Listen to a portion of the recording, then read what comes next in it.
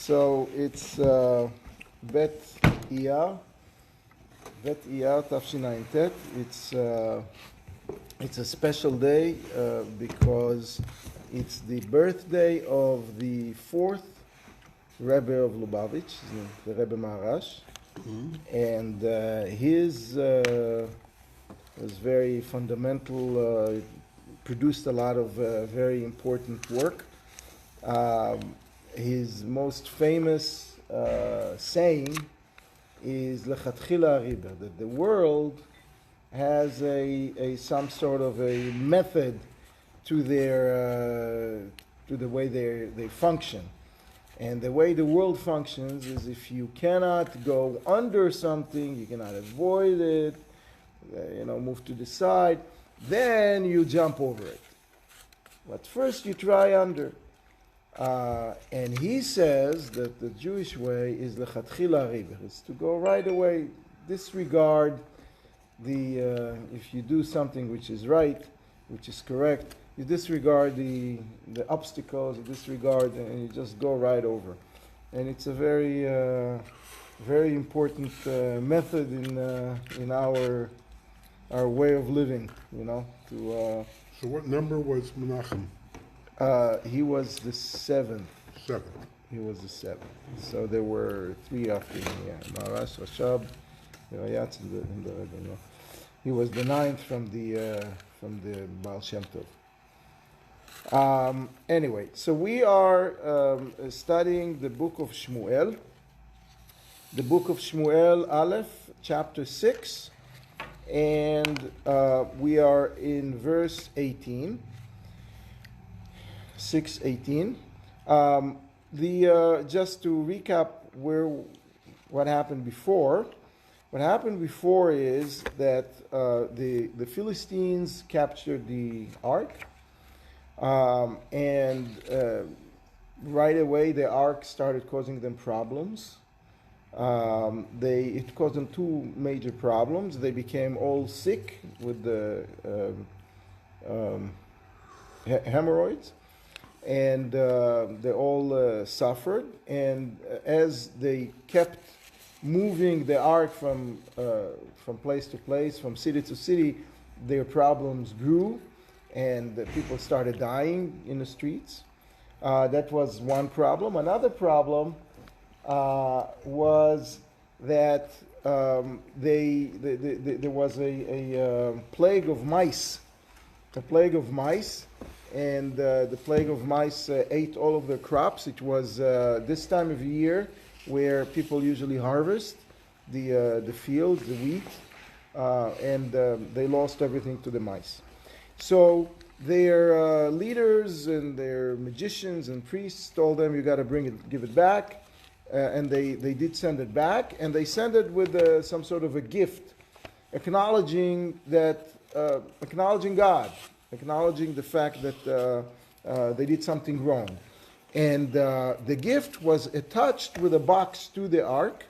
They created a box, I think it was golden box, and inside it they put those golden icons that they created. Now they were told by their priests, by their leaders, to produce two types of icons: an icon of a hemorrhoid of a human being from the backside, and an icon of a mice, and to give 5 icons of mice and 5 of the hemorrhoid puppet, to put it in the box and send that. And why 5? Because they had 5 regions, 5 states, cities really, and those 5 regions, each one would produce one. They ended up in the last pasuk listing those 5 regions, and who gave the hemorrhoid-looking icons: Ashdod and Gaza and Ashkelon and Gat and Ekron. Those are the 5.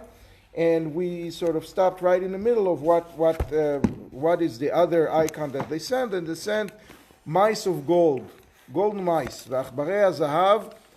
But then, for that, they did not only produce 5 of them, they went the extra mile, and each, because the mice really destroyed everything, not just those 5 individual big cities, the mice spread to all of the cities, all of the little towns and the little villages that were in between, and there were, I would assume, dozens of them. I don't know how many, but each one of those villages produced a golden mice as a gift in order to atone to their for the fact that they took the ark. So ועכברי הזהב מספר כל ערי פלישתים, so they produced golden mice for all of the cities of the Philistines, לחמשת הסרנים מעיר מבצר ועד כופר הפריזי. So so they started with the 5 major regions, from the fort cities till the Kofar HaPrizi, which is a small town, a small village that was seemingly inconsequential, but the people of that village thought different. ועד אבל הגדולה, אשר הניחו עליה את ארון השם, and they produced that and sent it with the ark to the big stone that was already in the beyond the border in the area of the Jews.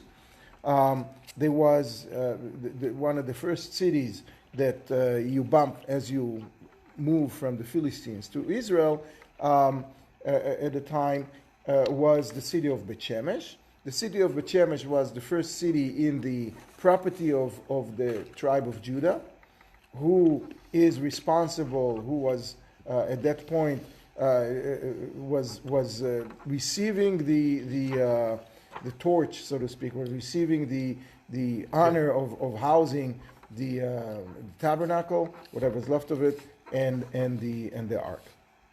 So they got it over there, and in that Bet Shemesh is in a valley, and there was a big bedrock, a big stone, and that's where the ark landed. So they put the ark of the covenant on that bedrock. Ad hayom hazeh, till this very day. That's what Shmuel is saying. Again, he's he's writing this book and the previous book of Judges, in order to, with some specific goal in mind. So he's trying to avoid fake news. So he says, this rock is existing till this very day. You can go and see it. Same location, Beit Shemesh today? Same location, Beit Shemesh today, but we don't know where it is today. So, Bisdei Yoshua Bet Hashimshi, it was in the field of a gentleman called Yoshua in Beit Shemesh. Now, let's move to the next pasuk, and that is a big tragedy, which is we're going to spend most of the time on today. A big tragedy hit the people of Bet Shemesh. The people of Bet Shemesh, Vayach Be'anshei Bet Shemesh, God smited the people of Bet Shemesh, Ki ra'u ba'aron Hashem, because they saw, they looked, they watched the Ark of the Covenant, which is, we have to investigate and to understand what's the root of the problem. What did they do? The Ark of the Covenant shows up on a wagon, and they looked at it. So why is that a problem? So we will go into more details in a second. Let's just finish the actual verse. Vayach ba'am shivim ish 50,000 ish. So he smited in the people. He killed. Smoked. That's English. It's not my first language. What can you do? So a whole bunch of people died. 70 people and 50,000 people. So what does it mean? 70 people, 50,000 people. It's a very strange way, either 70 or 50,000. So there are several opinions. Opinion number one is that only 70 people died in the town of Bet Shemesh, but they were so important. They were the heads of the Sanhedrin. They were the heads of the leaders of the Jewish people, and they were all worth 50,000 people. It's one opinion. Another opinion is that actually 70 died in Bet Shemesh, but 50,000 in the rest of Israel. So other tribes suffered the same fate, the same problem, and so the death and the casualties were widespread. And some say that only 50,000 died, but each one of them was as important as 70. What I found interesting is that at that time, if I have a chart of the population of how many Jews lived in the land of Israel at any point of time of history, it's obviously not. It's as accurate as some archaeological finds and some references from the Bible, from the Tanakh. At that point of time, there were 3.5 million people estimated to be in the land of Israel, which is exactly 70 times 50,000.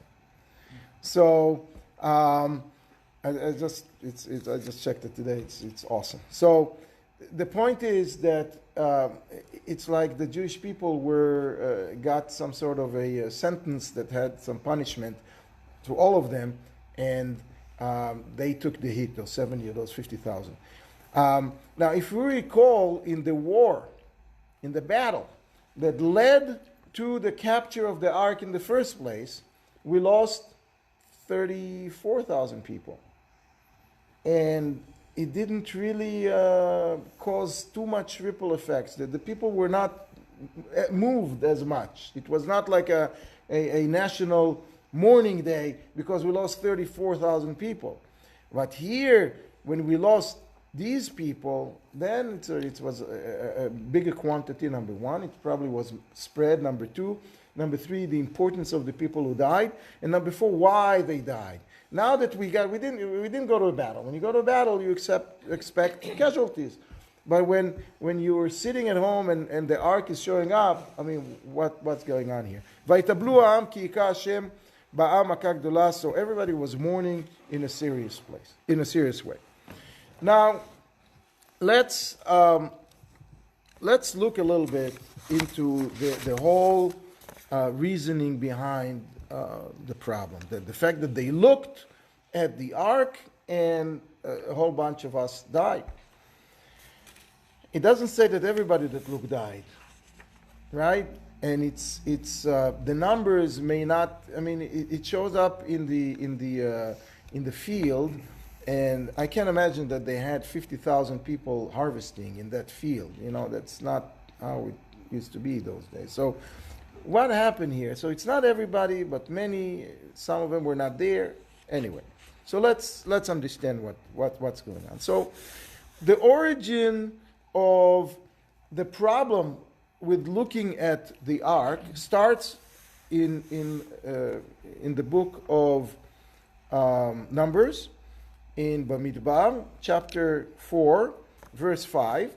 And over there we're listing, I'm just going to paraphrase, that when the camp, the Jewish camp, all the Jews were moving from place to place, we were traveling in the desert, we had to take apart the tabernacle. And there was a process. And the process was as follows. The tabernacle had two chambers. The Holy and the Holy of Holies, and in between them there was a screen. There was some cloth curtain that was separating the Holy from the Holy of Holies. The Kohanim, the priest, would take that curtain and would cover the ark with it. On top of that cover, they put a second cover that was made out of hide of a special animal called tachash. What is this animal? Nobody really knows. No one really knows. There is a discussion whether it was a kosher animal or non-kosher animal. The Midrash is even saying that it was some from the description, it sounds like a unicorn. An animal that had one horn. Very strange. But in any event, we don't know. It's extinct. We don't know what animal it was. But it seems that kind of a covering was for rain. For some to make sure that the weather does not hurt the ark, and on top of it there was put a third cover, which is a tchelet, blue, which looked like the sky, and it was more of a royal type of a covering. in order to give the proper honor to the ark. So what we see that there was a requirement to cover it, but the covering was for I guess for convenience, for to protect it, to honor it. It doesn't say that you should not look at it, right? Now, a little later in the chapter, actually at the very end of the first parasha, Parashat Bamidbar, there are 4 psukim which are very interesting. And again, I'll paraphrase. God spoke to Moshe and Aaron and told him, don't let the family of Kehat to disappear, to die. Who is the family of Kehat? The Levites were divided were 3 families, and one of the families was the family of Kehat, and each one of the families had a special task, and Kehat were in charge of moving the ark and the other utensils in the Bet HaMikdash, in the tabernacle. So make sure that they don't die, that they don't disappear. And what are you going to do? What is the trick to keep them alive? Make sure that when they come to the Holy of Holies, the priest Aaron Ubanav will go there first and cover it doesn't say actually cover, and they will load the utensils on the Kehatites, on the Levites, and they're not going to go in there to see while the holy, which is referring to the ark, is going into its casing.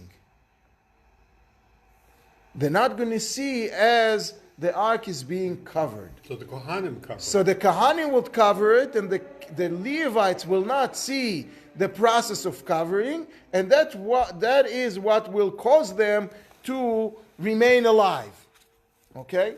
So now we see already a starting of a hint of that they shouldn't be looking at something. Okay? They should not be, but why, where? Now, this, it says it's a straight prohibition that they should not see how it's coming, how the ark is going into its casing. So there is a big disagreement, halachic disagreement, whether this prohibition is forever or just was temporary in the desert as we were going from place to place. But this is not a problem when the ark is stationed for 400 years, the clip basically in the land of Israel. So some say, the Rav Siada Gaon says that it is a Torah, it's a Torah prohibition, and the Rambam says no, that it was a temporary measure, which we'll see soon why. What is this measure? So the explanation for the measure is because Moshe saw that the Levites, the family of Kehat, are dying. That every time that there is a move from place to place, suddenly we lose a few people. Because, so he was trying to figure out what's going on, and then God revealed to him the secret. Don't look. They're looking too much as we are folding the tabernacle. Make sure that they don't look, and then they will survive. They will be able to remain alive. So, what's the origin of it? What's the problem? It doesn't say yet that, don't look, it's a problem. And we'll see at the end that this prohibition is not, all-encompassing, and it doesn't cover all of the situations. Sometimes we can look. The first hint of it is when we received the Torah. When we received the Torah, we were told to not get close to the mountain, right? Don't get close to the mountain, don't touch the mountain, because it's holy. Presumably, God rested on the mountain, so don't touch it.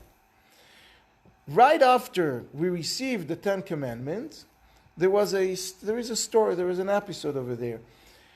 Moshe and his brother Aaron, and the 2 oldest sons, Nadav and Avihu, who later died, and 70 of the elders started climbing the mountain. Legitimate, they were allowed to at that point. after we received the Ten Commandments. And there it says, and they were able to see God, and there is a description which is not really clear what they saw. They saw under his feet, Kelivnat Sapir, whatever. It's not for now, but they saw something holy. They saw hints of God. They saw God, and it says that God didn't hurt them. He didn't hurt them, and allowed them to eat and drink. So right away the question is, why should they be hurt? What did they do wrong?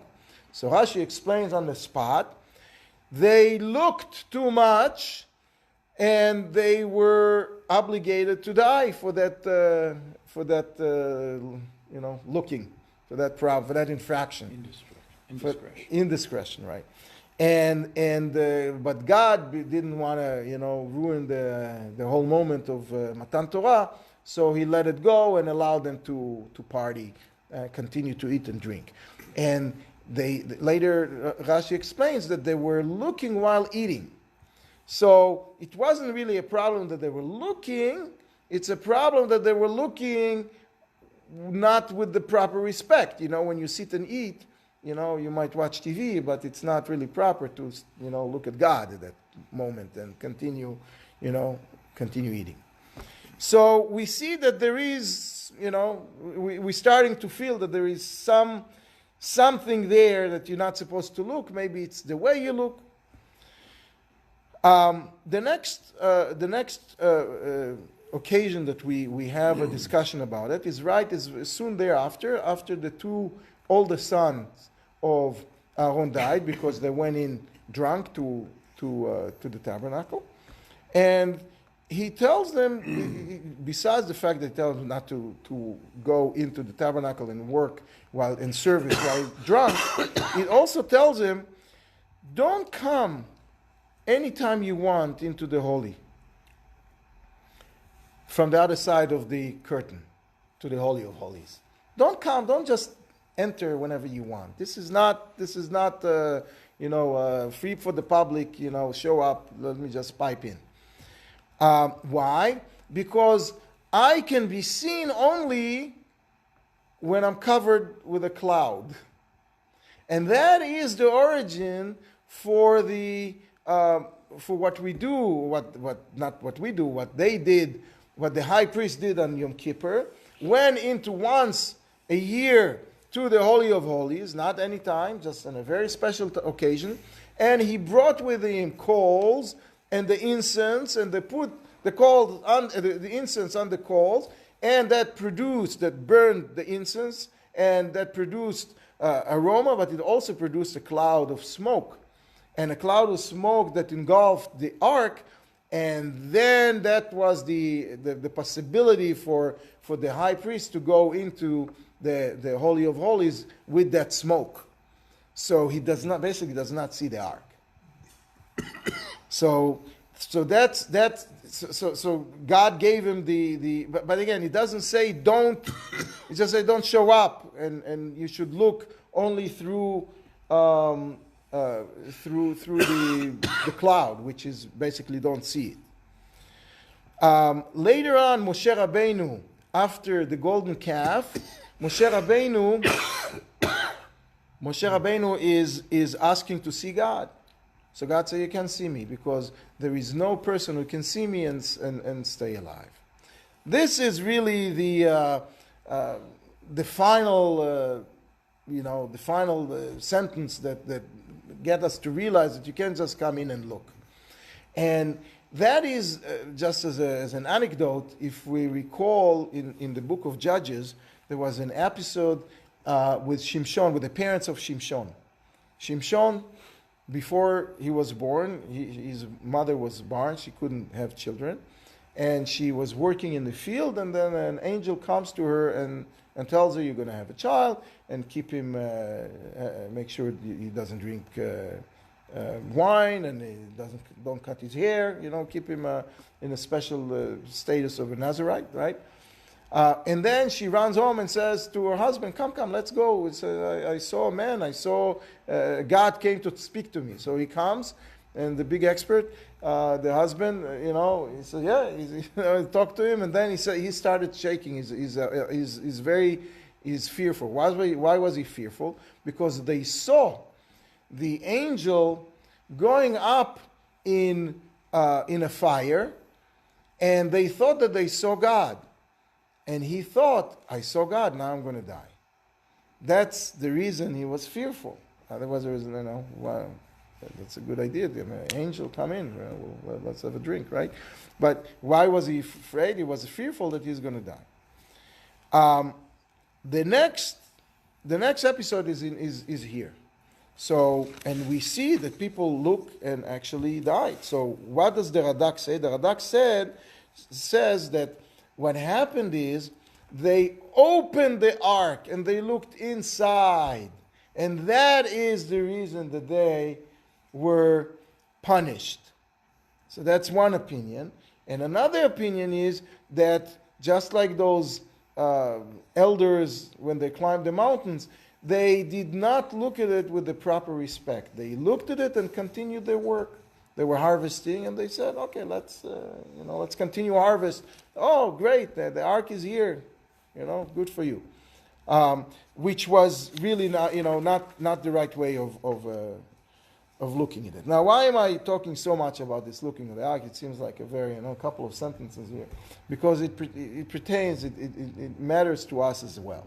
Where in the Gemara, when the Gemara is discussing it, the Gemara is mentioning that there are three things that if we look at, if a person looks at, it hurts their eyes. Their eyesight becomes worse.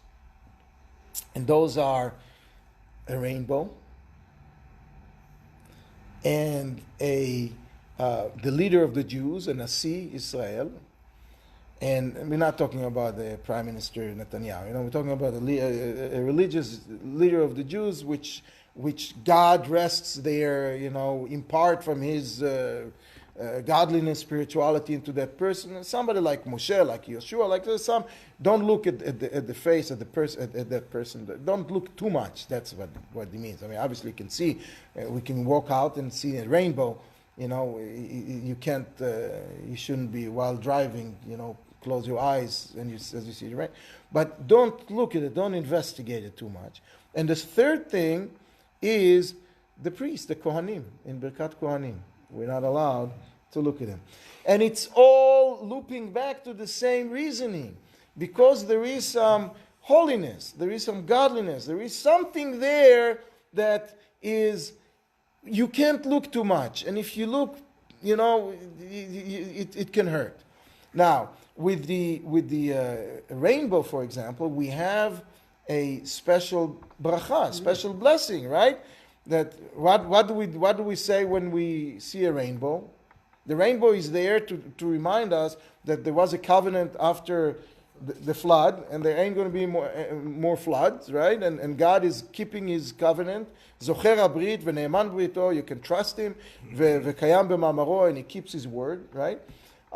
So you look at it. You obviously you can't say the bracha without looking at it. You can't just do they have a rainbow? Let me say the bracha. You have to see it, but you can't really investigate it. You can't look at it too carefully. Now, what happened with the priests, with the Kohanim? The Kohanim at the time of Bet HaMikdash, they were giving a blessing with a special name of God. Shema Shema Meforash. It's not what we say today, Aleph Daled Nun Vav. It's not that name. It's the special name, a name of 72 letters, complicated, holy, and they say Shema Shema Meforash. And as they were saying it, the priests were, the Kohanim were the vehicle, the pipe, through them the blessing of God came to the people. And the name of God was at the tip of their fingers, right? As they were doing, the name of God was at the tip of the fingers. And it was so serious that they were told, the Kohanim themselves told, not to look at their own fingers as they were benching, as they were doing the Birkat Kohanim. Now, nowadays, we're using not the Shem Hashem for us, we're using a lower level of name, but we all know that the commoners, the ones that are not Kohanim, we cover ourselves and we don't look at all at the Kohanim. Now, so that is the sort of give us some sort of an understanding of what happened over there. But, and here's the big but, and it'll give us an additional understanding. At the first temple, at the first Bet HaMikdash, there was a custom. And the custom was to open the screen, the curtain between the Holy and the Holy of Holies during the Shalosh Regalim, and in Pesach, Shavuot, and Sukkot. And because the way it was built, people were able to stand outside of Bet HaMikdash. They were not allowed to go in. And through a series of openings of gates, they were able to see the actual ark all the way in. So the explanation for that is so how come they didn't die? The explanation for that is that the level of spirituality of the people during the first temple was so high that they were allowed.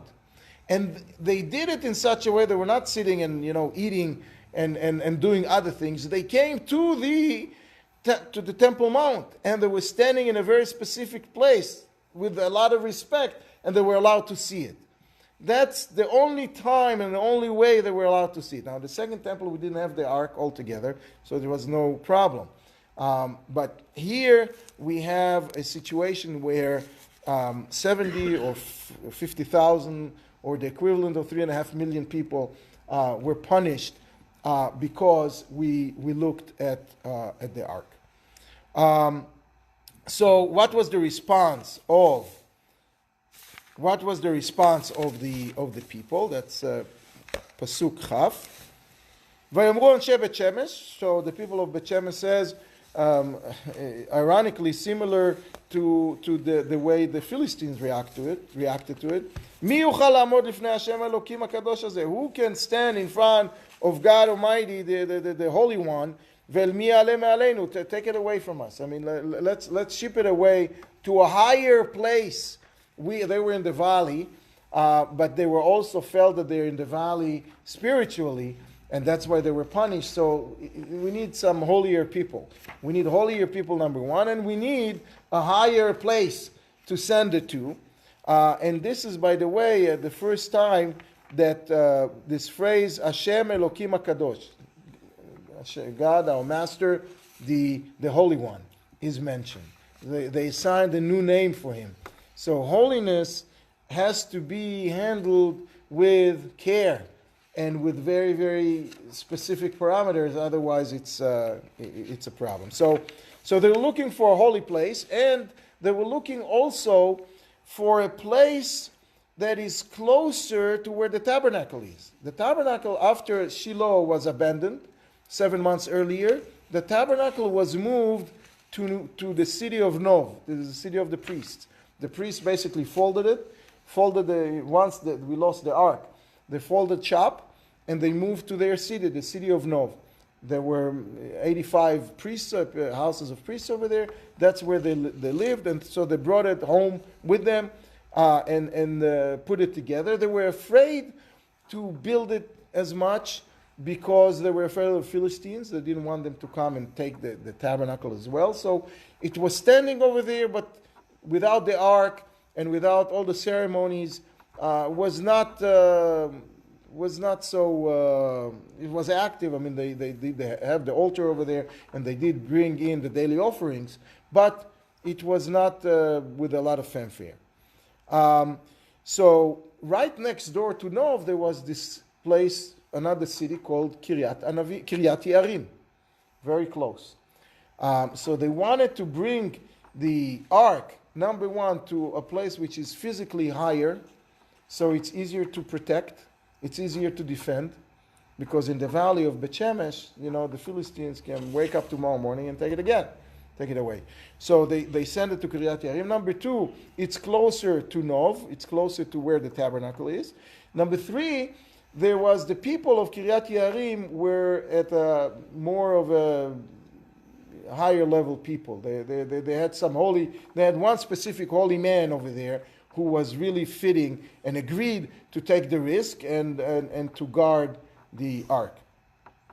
And they were so fearful that they felt that they're not in a position to touch it and to move it and to transport it. So they asked the holy people of Kiryat Yarim, come down and take it up. You send your people. וישלחו מלאכים ליושבי קריית יערים לאמור, השיבו פלישתים את ארון השם, רדו העלו אותו אליכם. Go, take it up, lift it up to you.